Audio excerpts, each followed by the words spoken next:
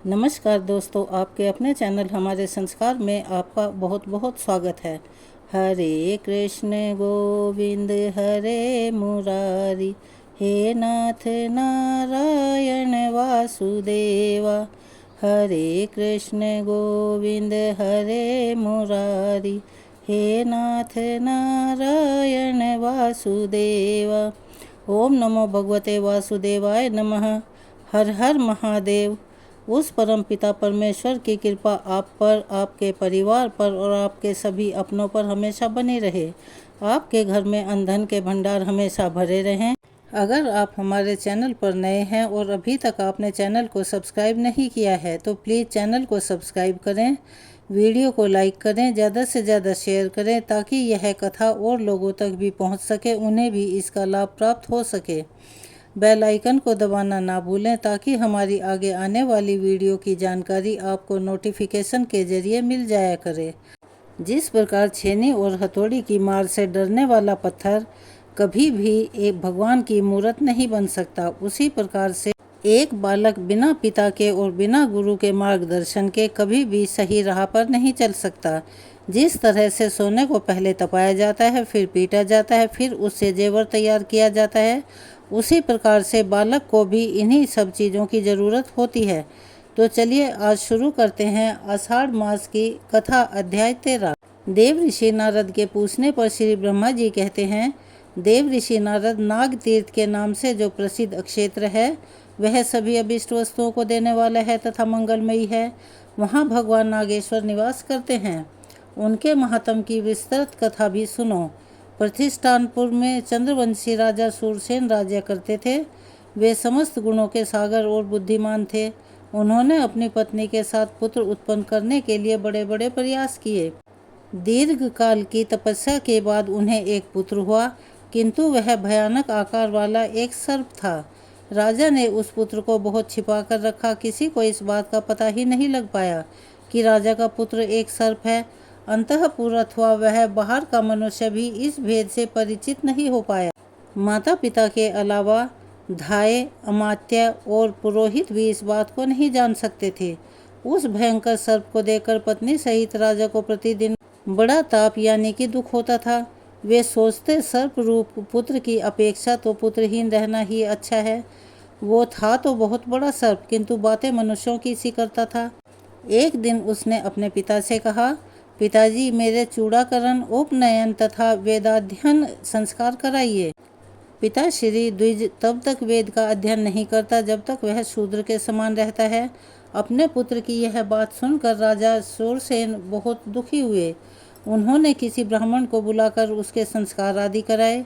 वेदा अध्ययन समाप्त करके सर्प ने अपने पिता से कहा, हे राजन, मेरा विवाह भी करा दीजिए। मुझे स्त्री प्राप्त करने की इच्छा हो रही है। मेरा विश्वास है ऐसा किए बिना आपका कोई भी कार्य सिद्ध नहीं हो पाएगा।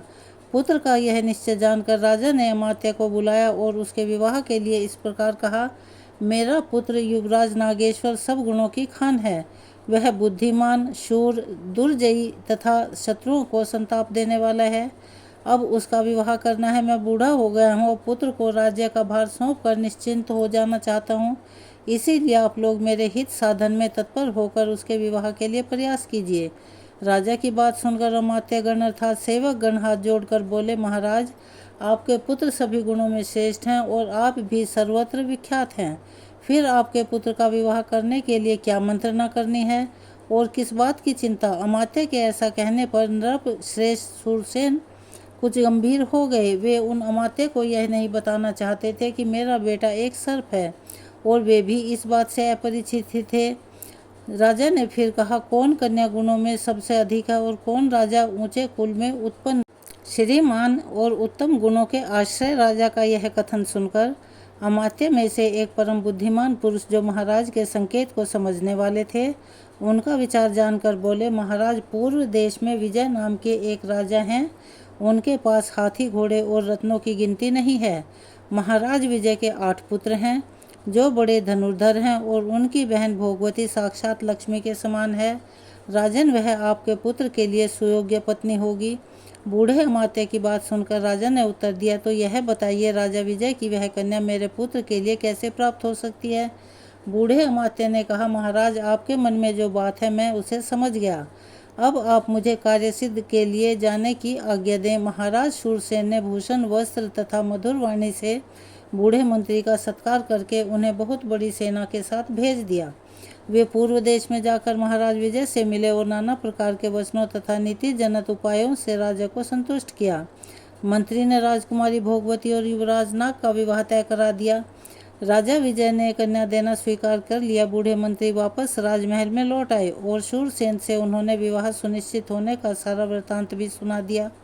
बहुत सारा समय व्यतीत हो जाने पर वृद्ध मंत्री अन्य सभी सचिवों को साथ लेकर सहसा राजा विजय के यहाँ पहुँचे और इस प्रकार कहने लगे, राजन, महाराज शूरसेन के राजकुमार नाग बड़े ही बुद्धिमान और गुणों से संपन्न हैं। वे स्वयं यहाँ नहीं आना चाहते। क्षत्रियों के विवाह अनेक प्रकार से होते हैं, अतः यह विवाह शस्त्रों द्वारा हो जाए तो बहुत अच्छा रहेगा। वृद्ध मंत्री की बात सुनकर राजा विजय ने उसे सत्य ही माना और भोगवती का विवाह शस्त्र के साथ ही शास्त्र विधि के अनुसार संपन्न हुआ। विवाह के बाद महाराज ने बड़े हर्ष के साथ बहुत सी गायें, स्वर्ण और अश्व आदि सामग्री दहेज में देकर अपनी कन्या को विदा कर दिया। साथ ही अपने अमात्य को भी भेजा। बूढ़े मंत्री आदि सचिवों ने प्रतिष्ठान में आकर महाराज शूरसेन को उनकी पुत्र वधू समर्पित कर दी। राजा विजय ने जो भी विनयपूर्ण वचन कहे थे उनको भी सुनाया और उनकी दी हुई दहेज की सामग्री, विचित्र आभूषण, दासियां तथा वस्त्र आदि निवेदन किए। इन सभी कार्यों का संपादन करके वे लोग कृतकृत्य हो गए। राजकुमारी भोगवती के साथ जो विजय के अमात्य पधारे थे उनका महाराज शूरसेन ने बड़े सम्मान के साथ स्वागत सत्कार किया, जिसे सुनकर राजा विजय को प्रसन्नता हो ऐसा बर्ताव करके सभी को विदा कर दिया। राजा विजय की कन्या रूपवती थी और वह सुंदरी सदा अपने सास ससुर की सेवा में संलग्न रहती थी। परंतु भोगवती का पति अत्यंत भीषण महानाग रत्नों से सुशोभित एकांत गृह में सुगंधित पुष्पों से बिछी हुई सुखद शैया पर आराम करता था। उसने अपने पिता और माता से बारंबार कहा कि मेरी पत्नी राजकुमारी मेरे पास क्यों नहीं आती।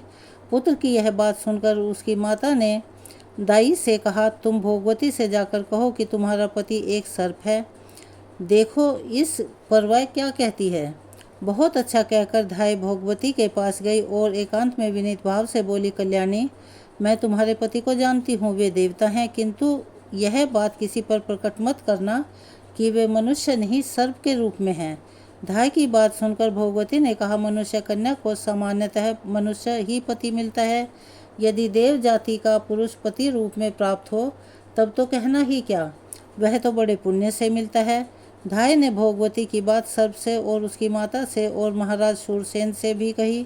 भोगवती ने भी धाई को बुलाकर कहा कि तुम्हारा कल्याण हो, मुझे मेरे स्वामी के दर्शन तो कराओ। तब धाई ने उसे ले जाकर अत्यंत भयानक सर्प का दर्शन कराया। वह सुगंधित फूलों से आच्छादित पलंग पर विराजमान था।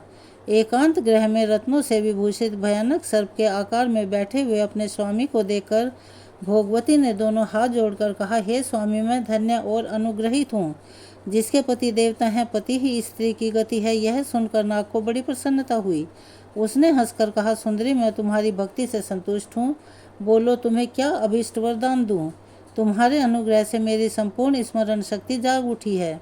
मुझे पिनाकधारी देवादिदेव भगवान शंकर ने श्राप दिया है। शेषनाग का पुत्र महाबलवान नाग जो भगवान शंकर के हाथ का कंकड़ बना रहता है, वही मैं तुम्हारा पति हूँ और तुम भी वही पूर्व जन्म की मेरी पत्नी भोगवती हो।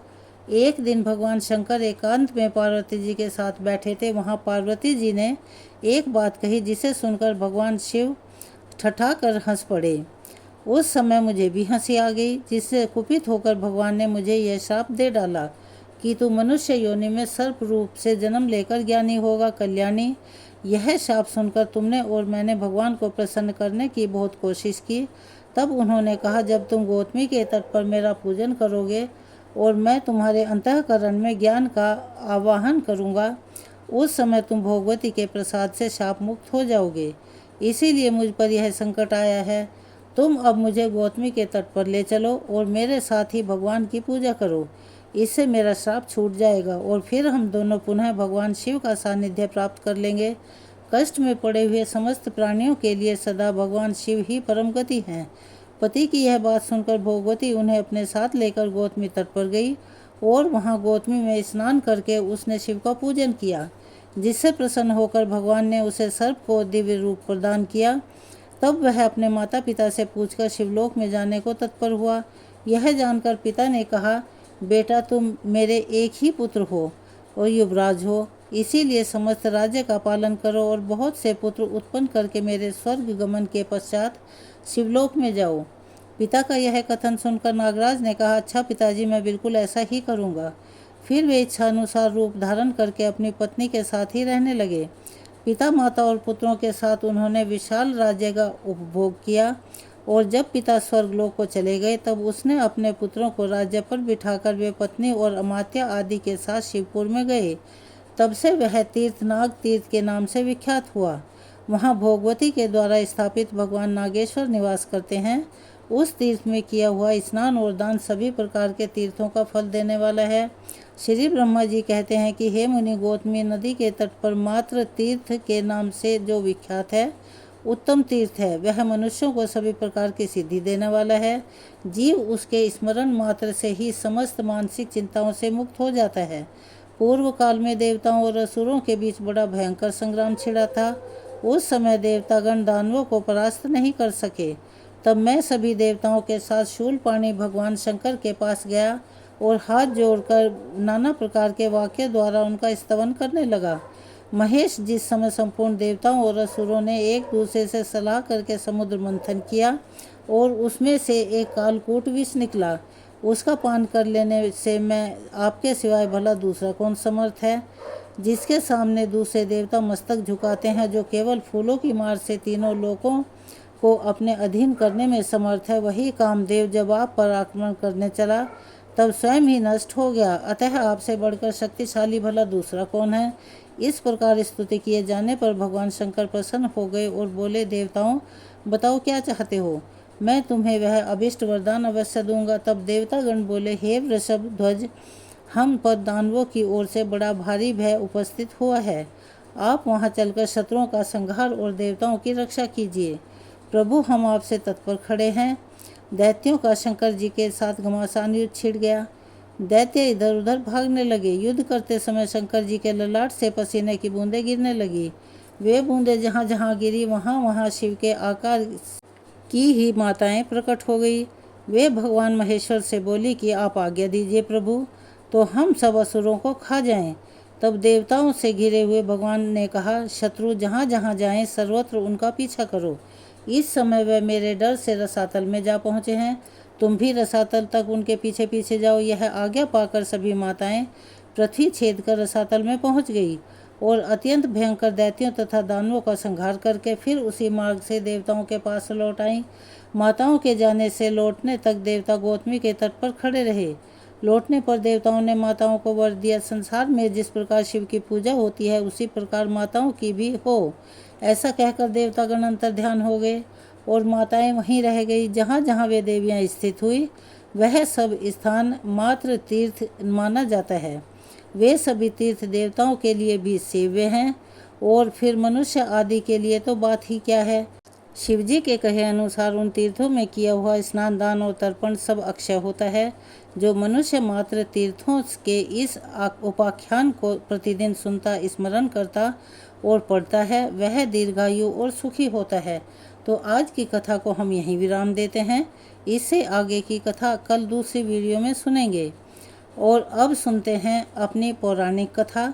भगवान श्री राम जी कहते हैं कि पिताजी की आज्ञा से मैंने सीता जी को स्वीकार किया। उसके बाद महाराज ने मुझसे कहा कि बेटा अब अयोध्या को जाओ। श्री रामचंद्र जी जब इस प्रकार बात कर रहे थे, पुष्पक विमान वहीं पर ठहरा रहा। उसी समय प्रधान राक्षसों ने जो वहां पर उपस्थित थे तुरंत ही विभीषण के पास जाकर बड़ी प्रसन्नता से कहा कि हे राक्षस राज, सुग्रीव के साथ भगवान श्री राम जी पधारे हैं। उनके साथ उन्हीं किसी आकृति वाले एक दूसरे पुरुष भी हैं। श्री राम जी नगर के समीप आ गए हैं। यह समाचार सुनकर विभीषण ने उन दूतों से कहा जो प्रेम संवाद सुनाने वाले थे, विशेष सत्कार किया और उन्हें धन देकर उनके सभी मनोरथ पूरे किए। फिर लंकापुरी को सजाने की आज्ञा देकर वे अपने मंत्रियों के साथ बाहर निकले। मेरू पर्वत पर उदय हुए सूर्य की तरह भगवान श्री राम जी को विमान पर बैठे देख विभीषण ने उन्हें साष्टांग प्रणाम किया और कहा, भगवान आज मेरा जन्म सफल हुआ, मेरे सभी मनोरथ पूर्ण हो गए, क्योंकि आज मुझे आपके विश्व वंदनीय चरणों का दर्शन जो मिला है। इस प्रकार श्री रघुनाथ जी का अभिवादन करके वे भरत और सुग्रीव से भी गले लगकर मिले। इसके बाद उन्होंने स्वर्ग से भी बढ़कर सुशोभित लंकापुरी में सबको प्रवेश कराया और सब प्रकार के रत्नों से सुशोभित रावण के जगमगाते हुए भवन में उन्हें ठहराया। जब श्री राम जी आसन पर विराजमान हो गए तब विभीषण ने अर्घ निवेदन करके हाथ जोड़कर सुग्रीव और भरत से कहा कि यहाँ पधारें। हुए भगवान श्री राम जी को भेंट करने योग्य कोई वस्तु मेरे पास नहीं है। यह लंकापुरी तो स्वयं भगवान ने ही त्रिलोक के लिए कंटक रूप पापी शत्रु को मारकर मुझे प्रदान की है। यह पूरी ही नहीं बल्कि यह स्त्रियां, यह पुत्र और स्वयं मैं, यह सब कुछ भगवान की सेवा में अर्पित है। भगवान आपको नमस्कार है, आप इसे स्वीकार करें। इसके बाद राजा विभीषण का मंत्रिमंडल और लंका के निवासी श्री राम जी के दर्शन के लिए उत्सुक होकर वहां आए और विभीषण से बोले, प्रभु हमें भी श्री राम जी के दर्शन करा दीजिए। विभीषण ने महाराज श्री राम जी से उनका परिचय कराया और श्री राम जी की आज्ञा से भरत ने उन राक्षस पतियों के द्वारा भेंट दिए हुए धन और रत्न आदि को ग्रहण किया। इस प्रकार राक्षस राज के भवन में श्री रघुनाथ जी ने 3 दिन तक निवास किया। चौथे दिन जब श्री राम जी राजसभा में विराजमान थे तो राजमाता कैकसी ने विभीषण से कहा, बेटा मैं भी अपनी बहुओं के साथ चलकर श्री राम जी का दर्शन करूंगी। तुम उन्हें सूचना दे दो, ये महाभाग्य 4 मूर्तियों में प्रकट हुए सनातन भगवान श्री विष्णु हैं और परम सौभाग्यवती सीता जी साक्षात लक्ष्मी हैं। तुम्हारा बड़ा भाई उनके स्वरूप को नहीं पहचान पाया था। तुम्हारे पिता ने देवताओं के सामने पहले ही कह दिया था कि भगवान श्री विष्णु रघुकुल में राजा दशरथ के पुत्र के रूप में अवतार लेंगे। वे ही दशग्रीव रावण का विनाश करेंगे। विभीषण ने कहा, माँ तुम रघुनाथ जी के समीप अवश्य जाओ, मैं पहले जाकर उन्हें सूचना दे देता हूँ। ऐसा कहकर विभीषण जहाँ श्री राम जी थे वहाँ पर गए और भगवान का दर्शन करने के लिए आए। हुए सब लोगों को विदा करके उन्होंने सभा भवन को सर्वथा एकांत बना दिया। फिर श्री राम जी के सन्मुख खड़े होकर कहा, महाराज मेरा निवेदन सुनिए। रावण को, कुंभकर्ण को और मुझको जन्म देने वाली मेरी माता कैकसी आपके चरणों का दर्शन चाहती है। प्रभु आप कृपया करके उन्हें दर्शन दीजिए। श्री राम जी कहने लगे, राक्षस राज तुम्हारी माता मेरी भी तो माता ही है। मैं माता का दर्शन करने की इच्छा से खुद ही उनके पास चलूँगा। तुम जल्दी मेरे आगे आगे चलो। ऐसा कहकर वे सिंहासन से उठे और चल पड़े। कैकसी के पास पहुंचकर उन्होंने मस्तक पर अंजलि बांधकर उसे प्रणाम करते हुए कहा, देवी मैं आपको प्रणाम करता हूँ। मित्र माता होने के कारण आप धर्मतः मेरी भी माता हैं। जैसे कौशल्या मेरी माता है उसी प्रकार आप भी। कैकसी बोली, वत्स तुम्हारी जय हो, तुम चिरकाल तक जीवित रहो। वीर मेरे पति ने कहा था कि भगवान श्री विष्णु देवताओं का हित करने के लिए रघुकुल में मनुष्य रूप में अवतार लेंगे। वे रावण का विनाश करके विभीषण को राज्य प्रदान करेंगे। वे दशरथ नंदन श्री राम बाली का वध और समुद्र पर पुल बांधने आदि का कार्य भी करेंगे। इस समय स्वामी के वचनों का स्मरण करके मैंने आपको पहचान लिया। सीता जी लक्ष्मी जी हैं, आप श्री विष्णु हो और यह वानर देवतागण हैं। अच्छा बेटा तुम्हें अमर यश प्राप्त हो। विभीषण की पत्नी शर्मा ने आकर कहा, भगवान यही अशोक वाटिका में आपकी प्रिया श्री जानकी जी को मैंने पूरे 1 वर्ष तक सेवा की थी। मेरी सेवा से वे यहाँ सुखपूर्वक रही हैं। परम तप मैं प्रतिदिन श्री सीता जी के चरणों का स्मरण करती हूँ। रात दिन यही सोचती हूँ कि कब उनका दर्शन होगा। आप श्री जनक नंदिनी जी को अपने साथ यहाँ क्यों नहीं लेते आए? उनके बिना अकेले आप शोभा नहीं पा रहे। आपके निकट सीता जी शोभा पाती हैं और सीता जी के समीप आप। जब शर्मा इस प्रकार बात कर रही थी उस समय भरत जी मन ही मन सोचने लगे, यह कौन स्त्री है जो श्री रघुनाथ जी से बात कर रही है। श्री राम जी भरत के मन की बात जान गए। तब वे तुरंत ही बोले, यह विभीषण की पत्नी है और इसका नाम शर्मा है। यह सीता जी की प्रिय सखी भी हैं, इन्हें बहुत मानती हैं। ऐसा कहकर वे शर्मा से बोले, कल्याणी अब तुम भी जाओ और अपने पति के घर की रक्षा करो। इस प्रकार सीता जी की प्यारी सखी शर्मा को विदा करके श्री राम जी ने विभीषण से कहा, निष्पाप विभीषण तुम सदा देवताओं के प्रिय कार्य करना, कभी भी अपराध मत करना। तुम्हें देवराज की आज्ञा अनुसार ही चलना चाहिए। अगर लंका में किसी तरह कोई मनुष्य चला आए तो राक्षसों को उसका वध नहीं करना चाहिए। बल्कि मेरी ही तरह से उसका भी स्वागत सत्कार करना चाहिए। विभीषण ने कहा, राजन, आपकी आज्ञा के अनुसार ही मैं यह सारा कार्य करूँगा। विभीषण जब इस प्रकार कह रहे थे, उसी समय वायु देवता ने आकर श्री राम जी से कहा, महाभाग्य में राजा बलि को बांधा था, आप उसे ले जाकर और कानिकुब्ज देश में स्थापित कर दीजिए। वायु देवता जी के प्रस्ताव में श्री राम जी की सहमति जानकर विभीषण ने श्री वामन भगवान के विग्रह को सब प्रकार के रत्नों से विभूषित किया और लाकर भगवान श्री राम जी को समर्पित कर दिया। फिर इस प्रकार कहने लगे, हे रघुनंदन, जिस समय मेघनाद ने इंद्र को परास्त किया था, उस समय विजय चिन्ह के रूप में वह इस वामन मूर्ति को इंद्रलोक से उठा लाया था। देवादिदेव, अब आप इन भगवान को ले जाइए और यथा स्थान इन्हें स्थापित कर दीजिए। तब तथास्तु कहकर श्री रघुनाथ जी पुष्पक विमान पर आरूढ़ हुए। उनके पीछे असंख्य धन रत्न और देव श्रेष्ठ वामन जी को लेकर सुग्रीव और भरत भी विमान पर चढ़ गए। आकाश में जाते समय श्री राम जी ने विभीषण से कहा, तुम यहीं रहो। यह सुनकर विभीषण ने श्री राम जी से कहा, प्रभु, आपने मुझे जो जो आज्ञा दी है मैं उन सब का पालन करूंगा, परंतु महाराज, इस सेतु के मार्ग से पृथ्वी के समस्त मानव यहाँ आकर मुझे सताया करेंगे। अब आप ही बताइए, ऐसी परिस्थिति में मुझे क्या करना चाहिए। विभीषण की बात सुनकर श्री रघुनाथ जी ने हाथ में धनुष लेकर उस सेतु के 2 टुकड़े कर दिए, फिर 3 विभाग करके बीच का 10 योजन उड़ा दिया। इसके बाद एक स्थान पर 1 योजन और तोड़ दिया। इसके बाद वेलावन, जो कि वर्तमान में रामेश्वर क्षेत्र में है, पहुंचकर श्री राम जी ने श्री रामेश्वर के नाम से देवाधिदेव महादेव जी की स्थापना की और उनका विधिवत पूजन किया। तब उनसे प्रसन्न होकर भगवान रुद्र बोले, रघुनंदन, मैं इस समय यहाँ साक्षात रूप में विराजमान हूँ। जब तक यह संसार यानी यह पृथ्वी और यह आपका सेतु कायम रहेगा, तब तक मैं भी यहाँ स्थिरता पूर्वक निवास करूँगा। श्री राम जी ने कहा, भक्तों को अभय करने वाले हे देव देवेश्वर, आपको नमस्कार है। दक्ष यज्ञ का विध्वंस करने वाले गौरीपति, आपको नमस्कार है। आप ही सर्वभव और वरद आदि नामों से प्रसिद्ध हैं, आपको नमस्कार है। आप पशुओं के स्वामी, नित्य उग्र स्वरूप और जटाजूट धारण करने वाले हैं, आपको नमस्कार है। आप ही महादेव भी और त्र्यंबक अर्थात त्रिनेत्रधारी कहलाते हैं, आपको नमस्कार है। प्रजापालक, सबके ईश्वर, भगवान देवताओं के नेत्र फोड़ने वाले और अंधकासुर का वध करने वाले भी आप ही हैं, आपको नमस्कार है। आप नीलकंठ भीम वेदा ब्रह्मा जी के द्वारा स्तुति कुमार कार्तिकेय के शत्रु का विनाश करने वाले, कुमार को जन्म देने वाले, विलो धूम्र शिव कथन नील शिखंडी दिव्य शयी उग्र और त्रिनेत्र आदि नामों से प्रसिद्ध हैं।